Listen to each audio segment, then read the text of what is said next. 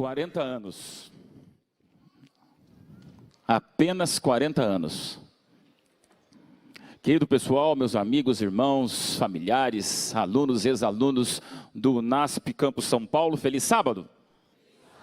Mas hoje com um pouquinho de gosto de IAE. 1978, eu quero já perguntar aqui do público que nós temos, as faixas etárias que nós possuímos aqui hoje. Quem aqui é millennial, que nasceu de 2000 para cá, levanta a mão bem alto. Geração millennial, nasceram do ano 2000 para cá, levanta a mão, vamos lá. Muito bom. E quem aqui como eu é centennial, que nasceu no século passado, levanta a mão. Agora vamos selecionar. Anos 90, levanta a mão. Anos 80, anos 70... E de 60 para baixo, parabéns. Meus irmãos, 1978, só quero aqui corrigir um detalhe do pastor que me apresentou, dizendo que eu pertencia a essa turma, só se eu fosse do filme antigo chamado De Volta para o Futuro. Porque nessa época eu tinha apenas 3 anos, e eu me sinto muito honrado em ter sido convidado para celebrar com a turma de 1978 a formação, a formatura do ensino fundamental, ensino básico, esses nomes mudam todos, mas eu sei que quando eu tinha 3 anos vocês estavam se formando.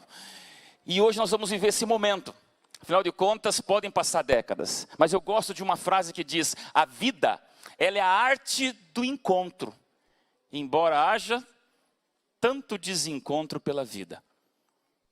Vivemos 2 dimensões, né? A dimensão do agora e a dimensão do porvir. E na verdade, quando a gente fala em 40 anos, temos que lembrar uma coisa. 40 anos para uma vida é muita coisa. Afinal de contas, é metade de uma vida. Talvez até mais da metade da vida, ou pouco menos da metade de uma vida. Mas para uma vida humana, 40 anos é bastante coisa. Só que para uma vida eterna, 40 anos é nada. E hoje nós vamos celebrar exatamente esse momento onde bons tempos do passado se misturam com o presente. E eu, quando fui convidado para falar hoje a vocês, celebrando esses 40 anos, onde todos nós vivemos essa década de 1970, 1980, e vejo hoje os millennials que vivem na geração disruptiva, onde a comunicação e a tecnologia nos embrulham constantemente, nos atropelando. Eu fui apenas fazer algumas pesquisas para entender o lapso que nós temos aqui hoje. Década de 70 e 80, com o ano 2018. Hoje nós temos uma geração que vive o desespero por uma senha de Wi-Fi. Naqueles tempos, quem ouviu falar em condicionador Neutrox? Ligar TV com pino para acertar a vertical. Filtro de barro, alguns até tem hoje, né? E somos do tempo da ficha telefônica. Quando você fala a frase, caiu a ficha para uma geração de hoje, ele te olha dizendo assim, de que mundo você é? É uma geração complicada, diferente, década de 70 e 80. Hoje nós vivemos uma geração selfie, Instagram, onde olhamos tudo na nossa tela de um celular, mas houve um tempo onde máquina fotográfica tinha filme. E a gente comprava aquela máquina Love, que era instantâneo, lembram disso? Quem lembra, toma cuidado. Termos como penteadeira e espelhinho na carteira. Ah, pastor, eu também carrego. Ok, são gerações que se encontram.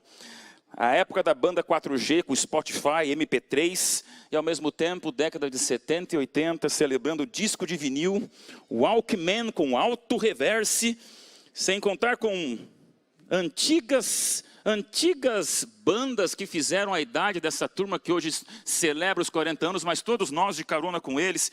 Houve um tempo de banda Menudo, Dominó, Embalo de Sábado à Noite, New Kids on the Block. E não posso esquecer de falar do Ursinho Pimpão, do Balão Mágico. Esse foi do meu tempo. Face, memes, emojis e crushes são os termos de hoje, enquanto naquele tempo houve um perfume carisma da Avon. Botijão a gás com capa de crochê. Termos como enceradeira e biotônico Fontoura. Vamos falar de Tesla. A modernidade dos veículos de hoje, enquanto naquele tempo você usava a expressão, vamos andar de Kombi. O vestuário inexistente de hoje, com uma tecnologia dos vestíveis, num contraponto, onde lá usava-se sandálias coloridas, calça boca de sino, vestido trapézio, saia balonê, melicinha, ombreiras e os épicos quichutes e bambas. Eu estou vendo aqui um fervor hoje na igreja, todo mundo entra nisso, né? E terminando com a geração PlayStation, Angry Birds, Minecraft. Ah, que saudade daquele tempo, quando você jogava Pogobol, usava um Atari, pedia para o pai um ferrorama ou um autorama, e ainda se divertia com aquele joguinho Gênios, que você apertava as teclas coloridas para desenvolver tua memória. Sem contar com o chocolate surpresa. Quem não lembra? Que a gente desenvolvia uma coleção de bichos de ano em ano, e terminando com o relógio Champion e as balinhas Soft. Passou. 1978, de maneira mais específica, essa turma que celebra hoje os 40 anos, não se esqueça que nessa década lá de 70, acontecia em 78 a primeira transmissão de TV do Brasil. Nesse mesmo ano nós tivemos 3 papas, num ano que foi extraordinário para a história. O bebê de proveta surgia e também a Copa da Argentina. Eu não me lembro, tinha 3 anos, mas alguns de vocês se lembram. Querida igreja do NASP São Paulo, esse colégio tem história. E graças a esse colégio eu tenho a minha história. Porque em 1970 meus pais estudavam aqui. E no mesmo ano eles se conheceram, namoraram, noivaram e casaram. E eu nasci em 1975. E eu louvo a Deus por esse colégio onde aqui a gente volta no tempo para sonhar com mais tempo que nós temos. Amém? A próxima música também fala do passado, mas fala do presente, que continua sendo o futuro dessa instituição, a Escola Adventista.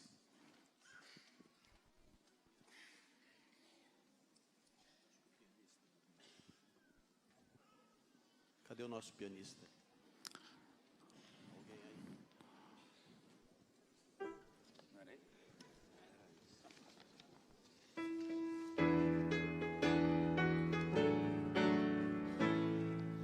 Salve, salve, Escola Adventista, dispenseira da luz do saber, inicias a grande conquista, os legados que a memória me dê.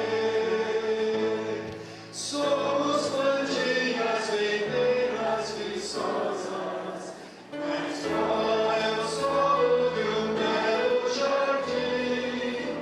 As professoras, mamães carinhosas, que belos dias passamos assim.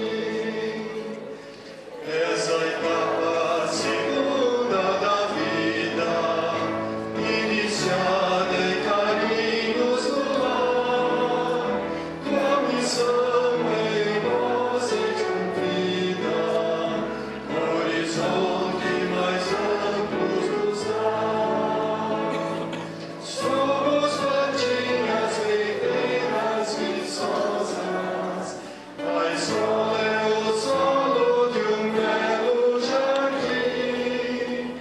As professoras, mamães carinhosas, que belos dias passamos assim.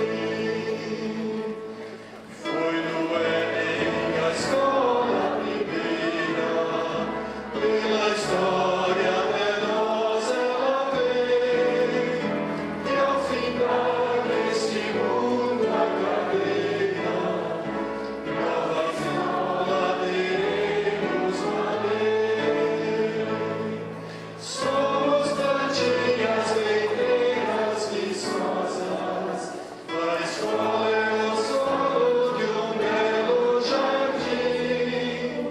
As professoras, mamães carinhosas, que belos dias passamos assim. Com toda sinceridade eu pergunto, quem cantou essa música agora, levanta com muito orgulho a mão. Somos desse tempo. É o tempo. Um momento como esse hoje, com novas gerações e velhas gerações, com todo o carinho eu me incluo, é um momento onde a gente percebe a mortalidade e a imortalidade. Quando a gente se lembra dessas coisas dos anos 70, 80, parece ontem, para mim está muito vivo, isso nos lembra de uma certa imortalidade, quando as lembranças são muito fortes. Mas ao mesmo tempo, quando a gente vê o tempo passando, a gente percebe que todos nós somos mortais. Tanto é que existe um livro de um escritor chamado Khaled Hosseini, que escreveu O Caçador de Pipas. Ele escreveu um outro livro chamado O Silêncio das Montanhas, e ali tem uma frase que me marcou profundamente quando ele diz: o tempo, ele é como um encantamento. Você nunca tem o quanto você gostaria. É meio depressivo pensar nessa maneira de ver, mas não adianta. Quando falamos de tempo, lembre-se de uma coisa: a vida, ela é uma contagem regressiva. E nos iludimos quando as nossas velas no bolo vão aumentando até não caber mais dentro do bolo. E aí você percebe que a gente não faz anos, a gente perde anos. A vida é uma contagem regressiva que nos traz hoje profundas reflexões do que fazemos com o tempo e as pessoas que nos encontramos. Esta semana, na verdade semana retrasada, eu tive o privilégio de estar no encontro da Igreja Mundial de Comunicação a 12 horas de fuso daqui, na cidade de Seul, Coreia do Sul. E não por acaso, nesta semana, a Coreia do Sul veio à tona em todos os veículos de comunicação, nos lembrando do quanto valem os encontros a despeito dos desencontros que sonham com reencontros. Vocês sabem que em 1953, em questão de minutos, pais, filhos e irmãos foram separados por uma fronteira que se fechou entre a Coreia do Sul e a Coreia do Norte. Gente que conseguiu pegar um barco e ir à frente, quem estava atrás não conseguiu ir, perdeu.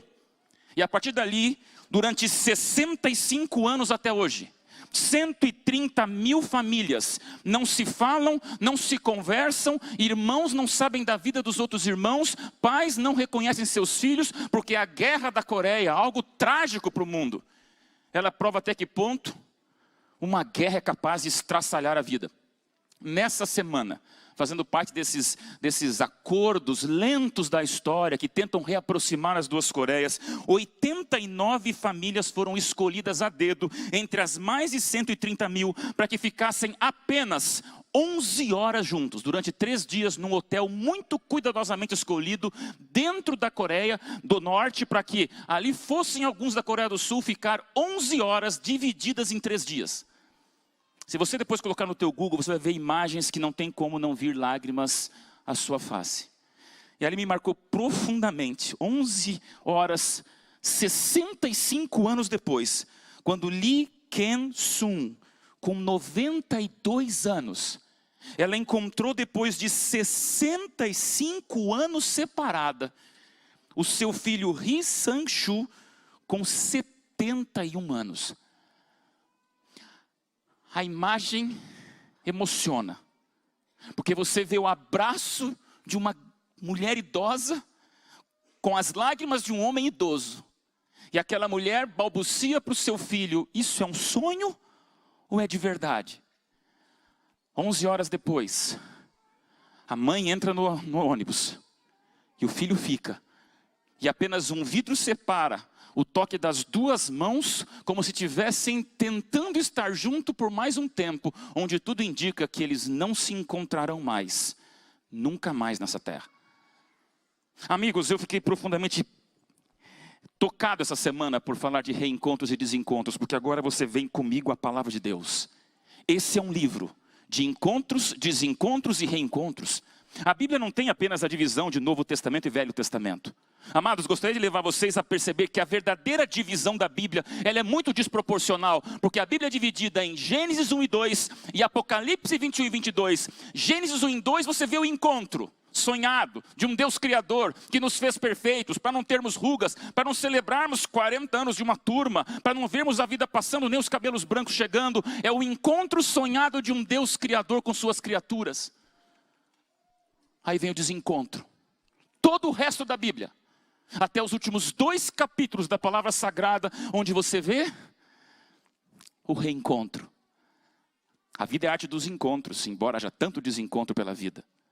E eu gosto de pensar na palavra de Deus como esse livro de encontros, onde você vê essas 3 grandes partes, nos levando a nos emocionar com histórias como a da Coreia, ou histórias como a de José, separado dos seus irmãos no Egito, até o reencontro espetacular, um roteiro de filme. Jacó e Esaú, Abraão e Ló. Você vê Jesus, adolescente, no templo, se desencontrando dos seus pais. E as parábolas de Cristo, filho pródigo, ovelha perdida, ou Pedro quando anda sobre a água e depois quase se afoga, mas depois da morte de Jesus, ele sai nadando por impaciência para reencontrar o Mestre. Abra sua Bíblia, Isaías 59, 2. Primeiro texto de hoje, Isaías 59 diz: mas as vossas iniquidades fazem separação entre vós e o vosso Deus, e os vossos pecados encobrem o seu rosto de vós, para que ele não vos ouça. Há uma separação, meus irmãos. Há uma separação, o NASP São Paulo. Não só de 78 para cá, do ano 1978 para cá, mas é uma separação que não nos permite estarmos o tempo inteiro como gostaríamos com Deus. Mas na Bíblia dos Reencontros tem uma história como a de Lázaro, para nos lembrar que não existe distância que seja páreo para Deus. Não existe tempo que seja maior do que as possibilidades de Deus. E a esperança com Deus, num recado que Lázaro nos dá, é de que não existem impossíveis para Deus. Amém? Por isso que o educador Cortella tem uma frase que me marca quando ele diz: impossível não é um fato. Impossível é uma opinião. E aí você define que opinião você tem a respeito da impossibilidade de segurar o tempo e da mortalidade que chega. Estamos aqui hoje para falar sobre tempo. Vire as páginas da sua Bíblia e venha comigo a 2 Timóteo 1, 13 e 4.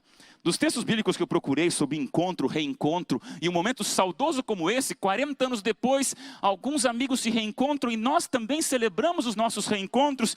Tem um texto que Paulo, já envelhecido pelo tempo agora, se lembra de um grande amigo da sua vida. Uma geração de distância, mas pensamentos em comum. E quando ele escreve a 2ª epístola de Timóteo, um dos últimos livros escritos por Paulo antes da decapitação, o versículo 3 e 4 para mim vem com uma emoção peculiar.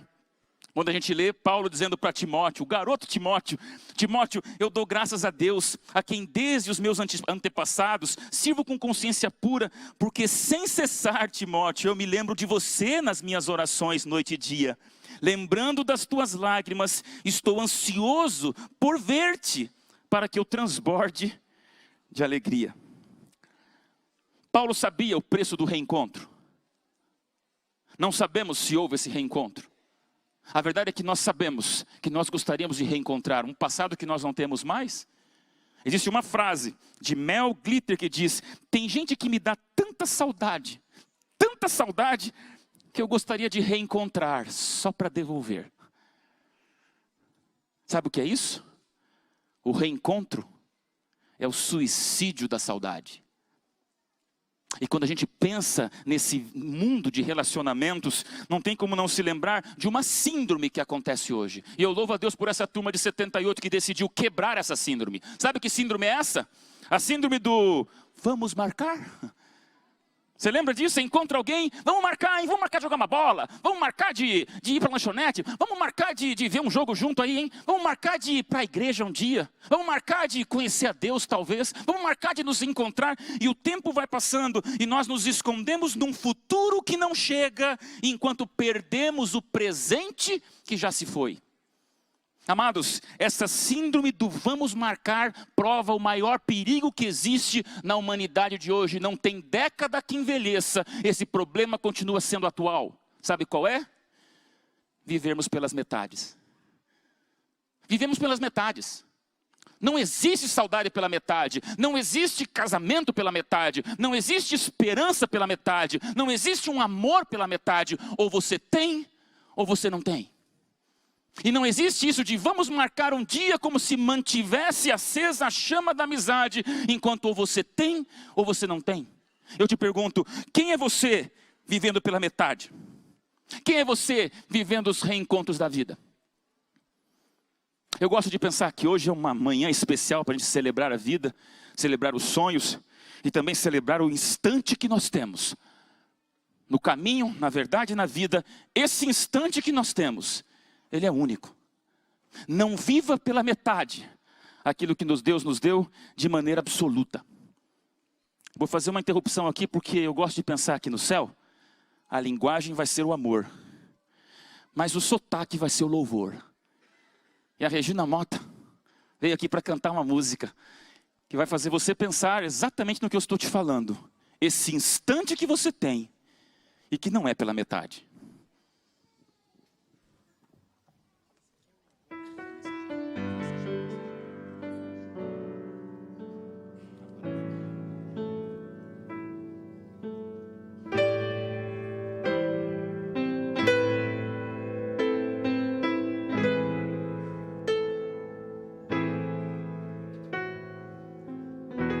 Só Deus sabe de onde vem esse instante em que a alma voa assim distante e o pensamento se transforma em viajante. Coração,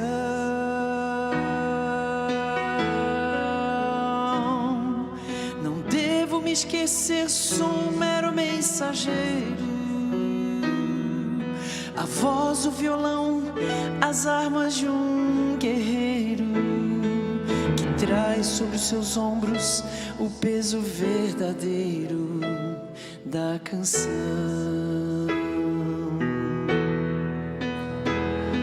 Quem canta sobre as coisas lá do céu não deve desviar.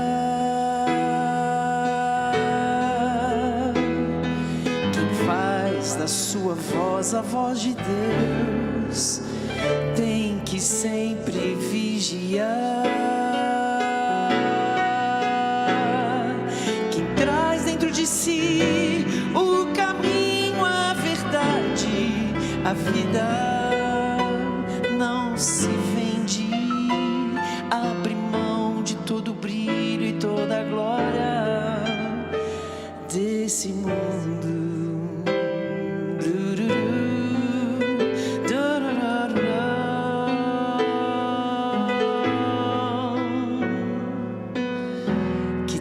Transforme o meu viver em poesia, que as rimas de sua graça sejam meu dia a dia, a celebrar canções de verdade e alegria, frutos bons.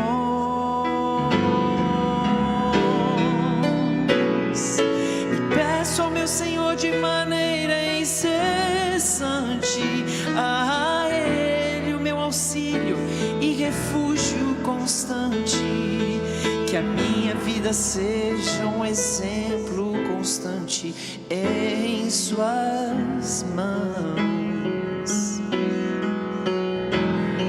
Quem canta sobre as coisas lá do céu não deve desviar.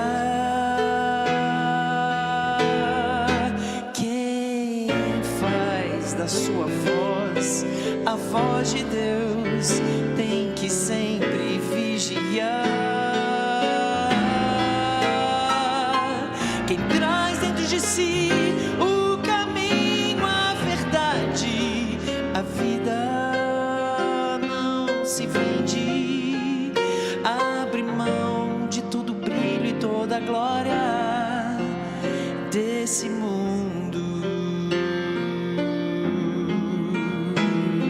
Quem traz dentro de si o caminho, a verdade, a vida não se rende ao falso brilho e nem à glória passageira desse mundo.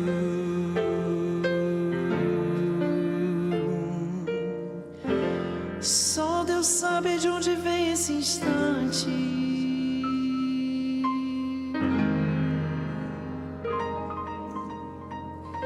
Amém? Obrigado, Regina, Rony. E esse é um culto que me permite dizer obrigado, professora Regina. Eu sei que ela não gosta disso. A gente se sente o tempo passando, né? Essa turma celebra 40 anos. E eu exatamente contei, faz 30 anos que eu fui aluno da professora Regina Mota, no Rio de Janeiro, professora de inglês. Imagine a peste que eu era, mas não ficou tão ruim, né, professora?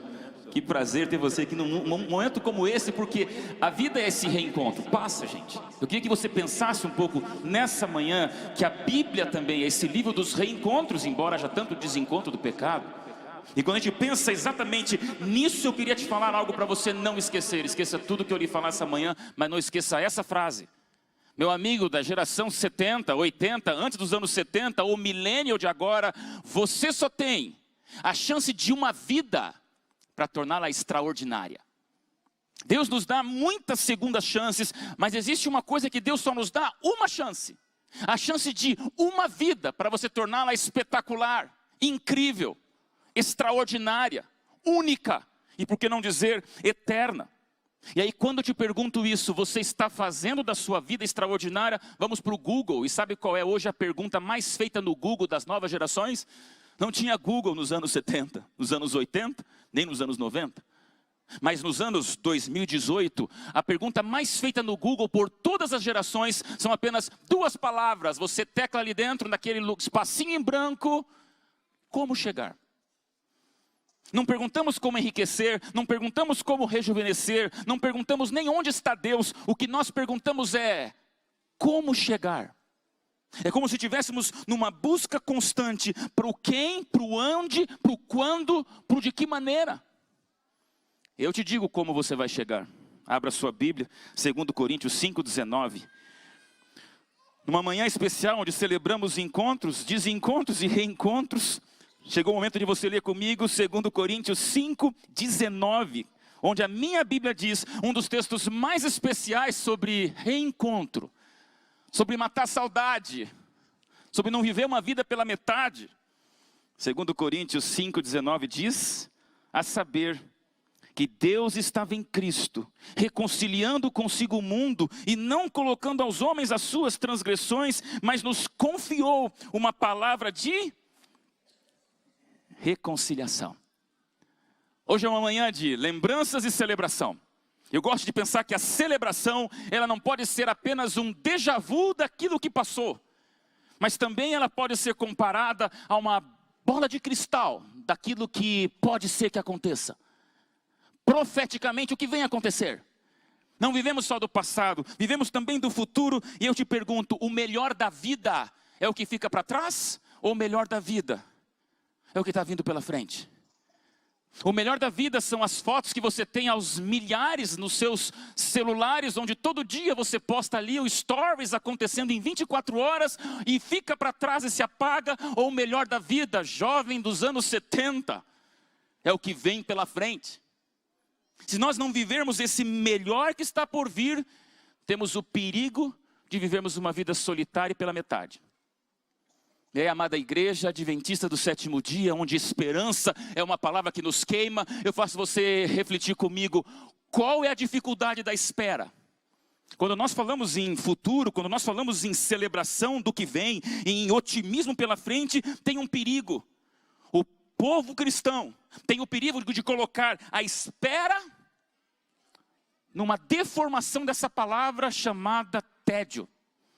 Ao invés de esperarmos, nos entediamos. Ao invés de sonharmos, beiramos o delírio. E aquilo que deveria ser uma rotina constante de fé e alegria, se torna na monotonia de repetições que perdem a relevância. Amigo querido, nem tédio, nem rotina, nem monotonia. Você sabe qual é o segredo da espera? Você sabe qual é a fórmula da juventude? Você sabe qual é o segredo para você sair daqui mais animado, a despeito de você ver que passaram 50 anos desde quando você se formou, em 68, ou 40 em 78, ou 10 anos em 2008. Eu descobri a fórmula da juventude com a minha filha 2 anos atrás. Thalissa está com 9 anos. Eu acho que eu pago todos os meus pecados com aquela filha. Ela vale por 13 em apenas uma pessoa. Ela é a mistura da hiperatividade com a nitroglicerina, com pólvora, com ácido sulfúrico, tudo num corpinho infantil, só que eu amo de paixão. Mas você sabe, agora os pais vão saber comigo que eu vou falar com vocês. Ela está com 9 anos, já está um pouquinho mais tranquila, mas com 6 anos, eu moro há 5 anos ali em Arthur Nogueira. Numa casa que é numa esquina, tem uma rotatória, nessa cidade pequena de Arthur Nogueira, mas eu vivo aqui em São Paulo. Meu trabalho é a comunicação em todo o estado de São Paulo, com quase 2.500 congregações. Não é pouco que eu entro com minha família no carro e vamos para São Paulo. Dá umas 2 horas de lá até aqui, incluindo um trânsito que às vezes sempre é surpreendente, né? Agora vocês vão lembrar do que acontece com todos os pais. Você tem um filho de 6 anos. Você põe o filho na cadeirinha atrás. passa o cinto de segurança e faz uma oração. Após fazer a oração, você liga o carro, você sai da garagem. Eu estou ali na rotatória. Eu não percorri 500 metros dos quase 150 que me separam aqui de São Paulo. A minha filhinha ali atrás faz uma pergunta. Que pergunta? Todos os pais são iguais.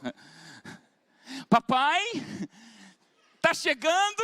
Agora você coloque nessa pergunta uma criança absurdamente batendo o recorde humano de impaciência. Todo mundo sabe o que é isso. Está chegando, pai? Não, filha, falta 2 horas. Passa 2 minutos. Pai, está chegando? Já olho para minha esposa, o sangue já sobe, respondo para ela. Como você vai segurar uma criança num carro onde o tempo é muito mais do que relativo? Ele não para, ele não passa, quer dizer. E aí eu descobri uma coisa. Você tem que chamar a atenção da criança para alguma outra coisa, para que ela não veja o tempo passar.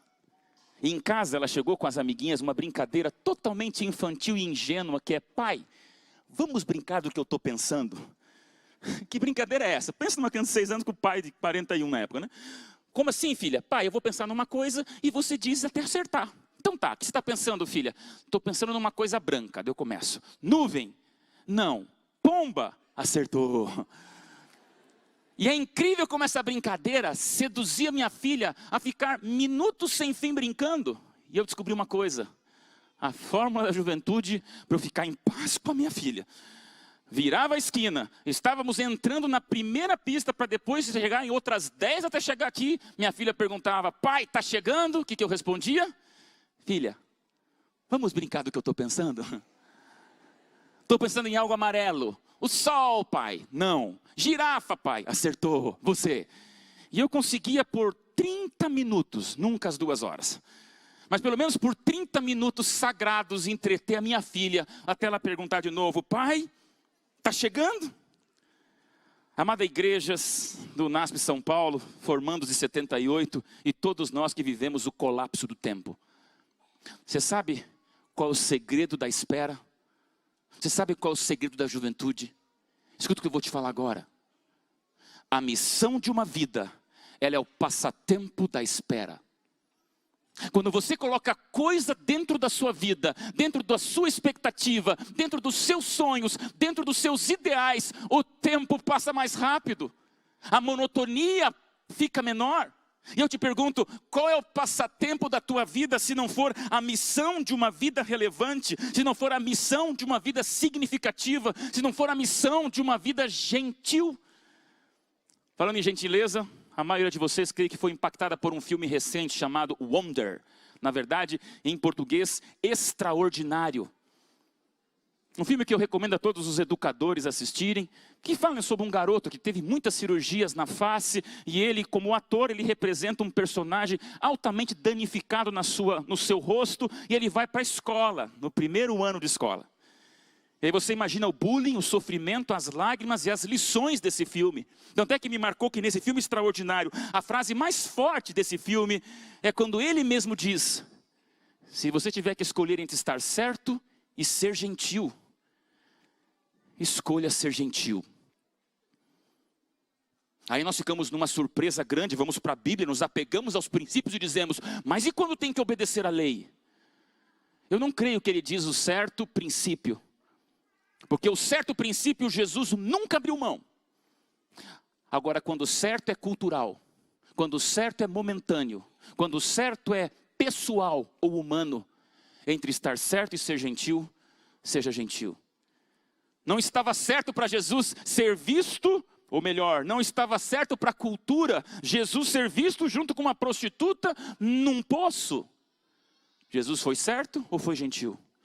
Não estava certo para a cultura da época Jesus ser visto com um dos maiores corruptos, Mateus, junto com Zaqueu, e ali com seus discípulos escolhidos estranhamente, e na casa de um outro ainda mais corrupto. Todo mundo diria: mas o que é isso? Que Messias é esse? Entre estar certo culturalmente e ser gentil, Jesus sempre escolheu ser gentil. E aí, meus amados, eu venho com você a um dos textos do Espírito e Profecia, uma grande escritora do mundo moderno, Ellen White. Isso tem me ajudado nas pregações que eu tenho feito aonde eu vou, porque essa frase me impactou profundamente recentemente. No livro Os Obreiros Evangélicos, página 121, uma escritora cristã e profetisa diz bem claro: o amor pode o que o argumento não consegue. Somos especialistas no argumento, somos apaixonados pelos argumentos, queremos convencer pelos argumentos, mas se a missão de uma vida é o passatempo da espera, lembre-se que o maior de todos os argumentos não é verbal, ele é não verbal. Tanto é que falamos, mas o que eu falo não tem peso de 10% naquilo que eu comunico com aquilo que eu não falo. E eu te pergunto, o que é o amor para você em relação ao argumento? A esperança que tanto falamos, ela não é apenas uma questão de gestão, a esperança não pode ser uma questão de liderança, a esperança não pode ser uma questão de slogan, a esperança não pode ser uma questão de livros ou hierarquias de comando, até mesmo no povo cristão ou no nosso movimento adventista. Tudo eu vou te falar pela internet agora, a esperança tem que ser também um símbolo de amor. Senão corremos tão rápido e sozinhos que chegamos sozinhos em lugar nenhum. E aí o Espírito de Profecia diz: o amor pode o que o argumento não consegue. A Bíblia, sempre quando fala em esperança e reencontro, ela coloca o amor. Lembra de José? Amando tanto os seus irmãos, que ele foi capaz de perdoar a maior traição que um jovem poderia receber daqueles do seu mesmo sangue. Eu gosto de pensar em Esaú, amando tanto Jacó, que foi capaz de passar por cima de tudo que Jacó usurpou da sua primogenitura lá atrás. E quando eles se encontram, é beijo, abraço e perdão. Isso é amor. Eu gosto de pensar em Abraão. Amava tanto Ló, que a despeito da separação, foi correndo lá agarrá-lo das entranhas do mal de dentro de Sodoma e Gomorra, dizendo: vem para cá, meu sobrinho, não importa o que você fez, importa o quanto eu amo você. Meus amados, eu gosto de pensar no abraço do pai, amando tanto o filho pródigo, que ele é capaz de esquecer tudo que ficou para trás. 1978 chegou ao fim. 40 anos depois, uma turma aceita e encara o desafio de não viver pela metade do vamos marcar. Mas eu olho para vocês como eu, todos da geração anos 60, 50, 40, enfim, nós que olhamos para o século passado e nos apegamos às lembranças, eu te pergunto, até que ponto você é o que a Bíblia nos diz? Jesus reencontrando com o Pai, através da nossa decisão de colocar nossa vida nas mãos dele. Dá tempo? Dá tempo. Ainda dá tempo. É só uma história. Mas eu gosto dessa história que eu li alguns dias atrás.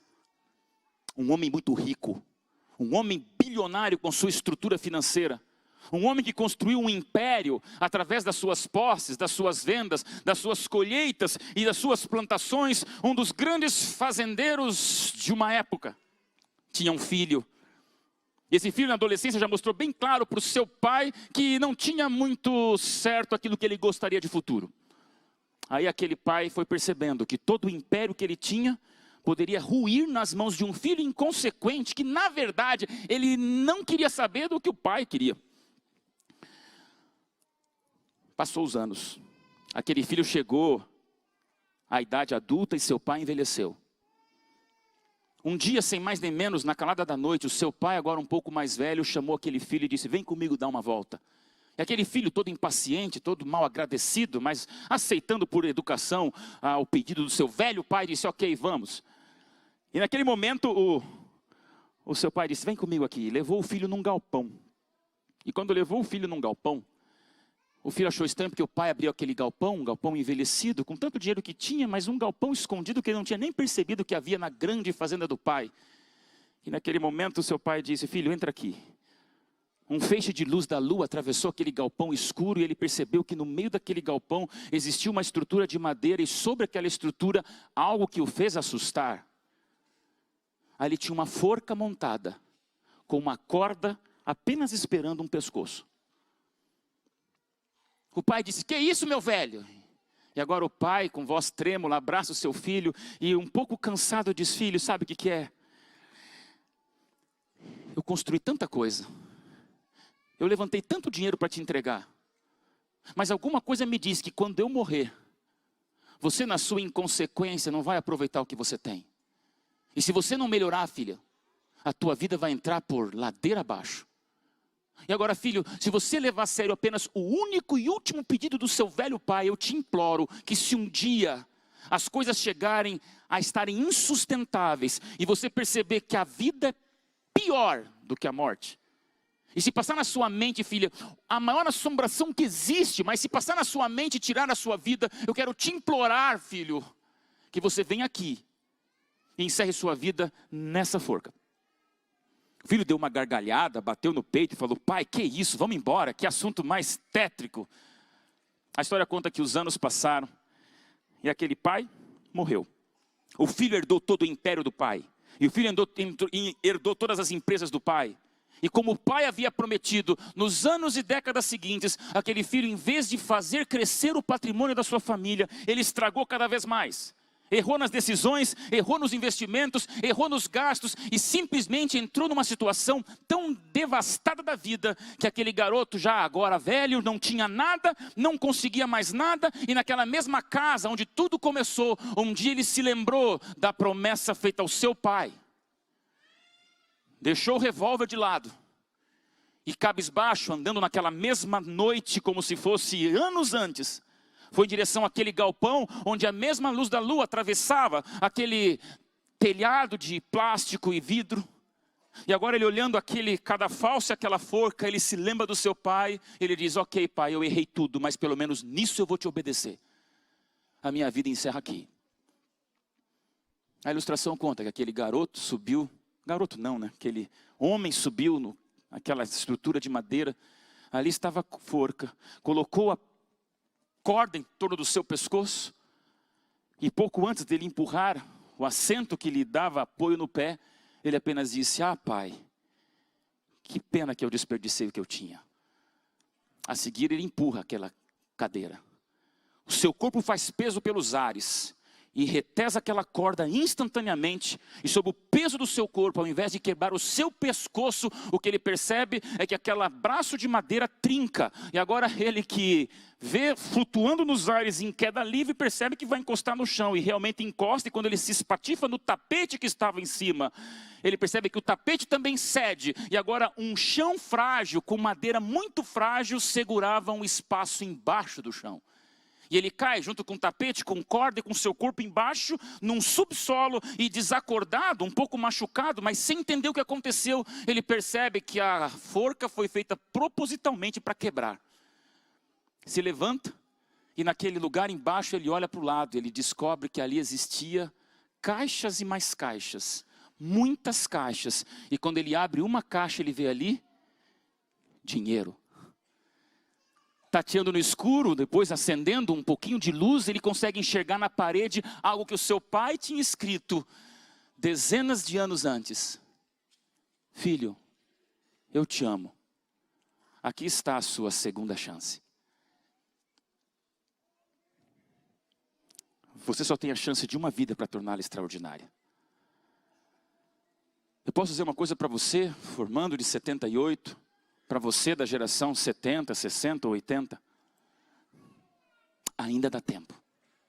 Ainda dá tempo. Com seu casamento, ainda dá tempo.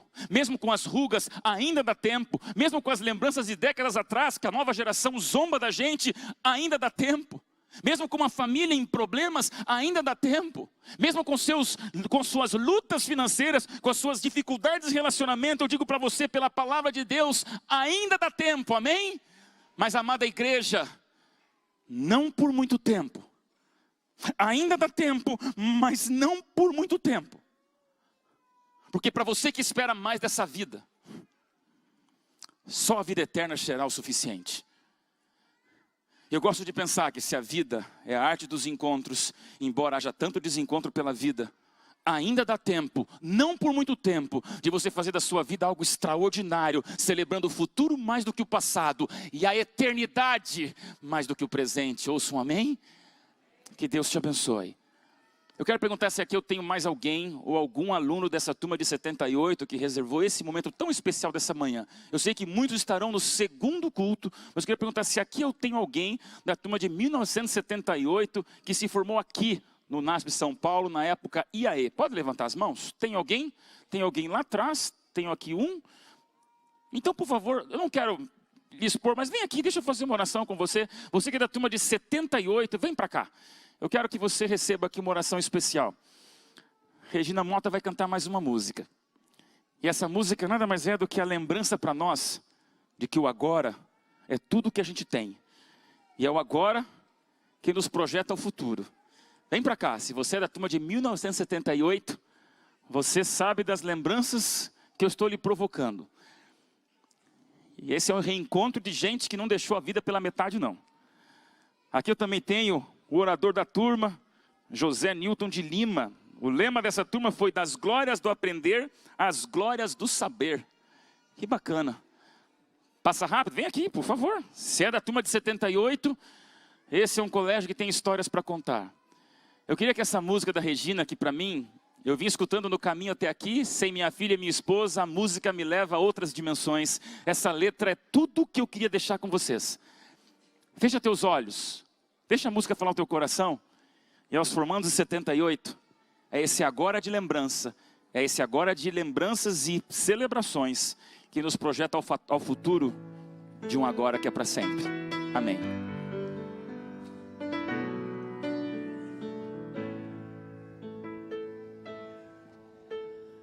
Ontem era Deus, meu Criador, meu eterno Salvador, por quem tinha amor profundo. Ontem eu vivia em adoração, com Ele tinha comunhão e a condução do Espírito. Mas que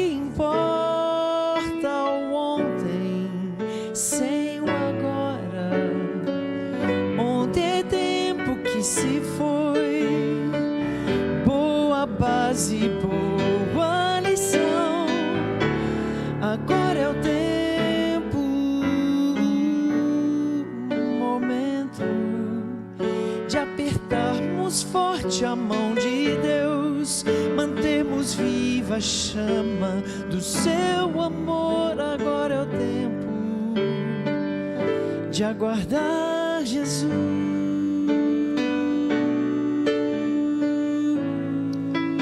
Bom de música que não é com playback, a gente pode interromper. Desculpa, Regina. Desculpa, professora. Eu quero ampliar essa música para a segunda estrofe e incluir você. Quando a gente vê aqui uma turma se encontrando, eu já começo a lembrar da minha, um pouco para frente. Mas talvez você ainda mais para frente. Mas eu vou te dizer uma coisa, se Jesus não voltar, o tempo vai passar. Meus pais assistem esse sermão, 71 anos, aposentados, o tempo passou. E se Jesus não voltar, se não for a eternidade, a vida acaba. Antes da segunda estrofe dessa música, que para mim é uma letra tão tocante, eu queria perguntar, você já pensou em fazer da sua vida a única chance para torná-la extraordinária? Para você que espera mais da vida, só a eternidade vai ser o suficiente. E aqui eu sei que tem bancos cativos de uma das igrejas mais tradicionais do Brasil. Tem gente que a vida está passando e chegou aqui com 10 anos e beira os 100 anos e você continua esperando a volta de Jesus. Isso é a esperança que ama. Mas eu tenho que colocar você junto com a turma de 78. Porque eu também quero celebrar o reencontro da minha turma, mas não aqui nessa terra somente, lá no céu. Eu queria fazer uma pergunta, se você quer essa segunda chance, ainda dá tempo. Não por muito tempo. Eu tenho aqui alguém que gostaria de dizer, pastor, inclua o meu nome nessa oração, porque eu também quero olhar para o passado e sem sentir o saudosismo da velhice chegando, olhar para frente e dizer, meu Deus, que a minha vida seja extraordinária por ser eterna, na segunda chance que o Senhor me dá agora. Amém? Eu quero perguntar, se você gostaria de participar dessa oração, poderia colocar-se em pé também junto comigo? Quando a Regina cantar a segunda estrofe, fecha teus olhos, deixa a tua vida te levar onde agora a tua memória te levar. Mas você foi feito para o mesmo céu que a turma de 78 que a minha. Mas a gente tem que estar lá para conferir. E é agora o tempo para isso acontecer. Amém.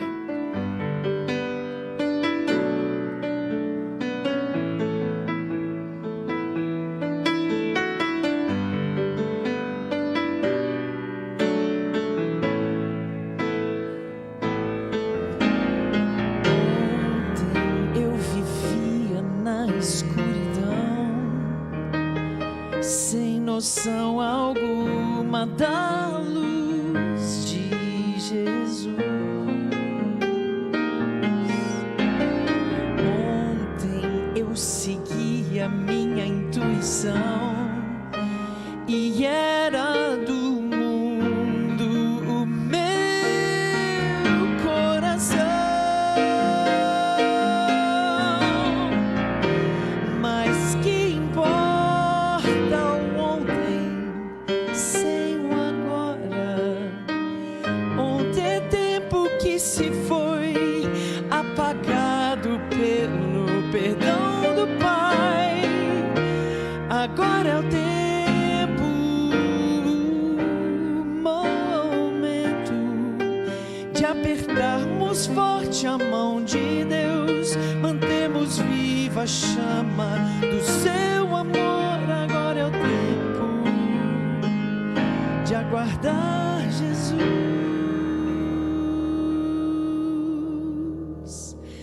Agora é o tempo, momento de apertarmos forte a mão de Deus, mantermos viva a chama do seu amor. Agora é o tempo de aguardar Jesus.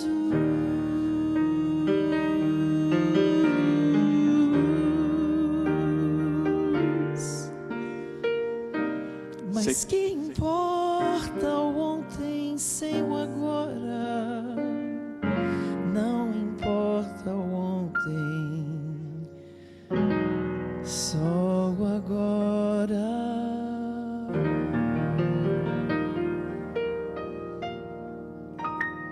Segundo Pedro 3, versículo 9. Não retarda o Senhor a sua promessa, como alguns a julgam demorada. Pelo contrário, Ele é paciente para com todos vocês, não querendo que ninguém pereça, mas que todos cheguem ao arrependimento. Que você participe desse reencontro, custe o que custar. Aí sim, como a turma de 78, a sua vida vai ser extraordinária. Nós vamos orar agora. Eu vou orar de maneira muito especial por vocês que se reencontraram depois de 40 anos. Mas vou estender essa oração a todos vocês. A vida está passando, mas com Deus, ela vai passar sempre, para todo sempre. Amém. Pai querido, obrigado, Senhor. Primeiro pela oportunidade dessa turma se reencontrar, provocarem a gente a refletir e preparar uma mensagem que faz todos nós nos sentirmos participantes dessa turma. Eles estudaram, brincaram, riram, curtiram, sonharam, se acertaram. Mas Deus, o tempo passou e agora a gente vê aqui a história de cada um acontecendo, com sua desenvoltura profissional, familiar. Aqueles olhares marotos e ingênuos lá de 40 anos atrás, agora se desenham lembranças de homens e mulheres feitos, quem sabe avós, avós. É a vida passando, Senhor, que não deveria nos envelhecer, porém mais do que nunca apenas nos lembrar de que fomos feitos por Deus para sermos eternos. Então o que eu te imploro, Senhor, é uma bênção toda especial sobre esses alunos de 78, para que na lembrança e na celebração eles continuem vivendo o melhor da vida, que é o futuro, que é a esperança, que é a missão de amar o próximo, que é o passatempo da espera, se contagiando por fazer o bem, e sobretudo por se entregarem nos braços de Cristo, para que também sejam eternos. E é por isso, Senhor, que estendo essa oração a todos nós aqui dessa congregação. Nossos amigos internautas que à distância de um clique também se sentem aqui. Pai querido, que nesse momento não haja décadas nem gerações, haja apenas um único grupo de pessoas, filhos humanos mortais, mas como filhos de Deus, imortais. É isso que nós pregamos, Senhor. É isso que esse púlpito sagrado anuncia. E, Senhor Deus, que a Tua volta seja o começo de toda a nossa história. E que estejamos lá para vivê-la, para contá-la e para experimentá-la. Então, Senhor Deus, abençoe esta igreja, abençoe todos nós. E que esse agora seja o agora para sempre. Em nome de Jesus. Amém, Senhor.